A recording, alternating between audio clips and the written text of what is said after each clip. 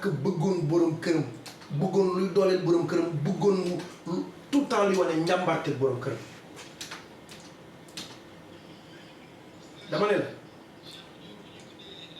la dama ne la xam nga lan lay wooyu Bougane mon fils wax loolu tey nag mon fils la nga daan wax bu Bougane amee anniversaire wala mu koy posté sa daan ko cey mon fils su ko defee ma envoyé ko émoji di retaan am na benn photo boo xam ne moom moo ko photo maa ngi moom soo ma jéggi dama koy envoyé naan ko sa jëkkër ji xoolal fii loolu lañ nuróol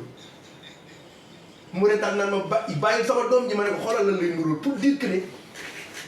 suñu kilifa la woon mais suñu xarit la woon sànq maa ngi xool damay jékki-jékki rek mu envoyé message envoyé ma sa mesure ma ne ko moom ne dama la envoyé sama mesure ba doyal sa mesure da nga koy jël nga envoyé ko sa biir mail nga bind mesure Cheikh Sarr ça veut dire que tailleur bu mu xam rek war na maa mën a ñawal bal wallaay laa si tailleur bu mu gis rek war na maa mën a ñawal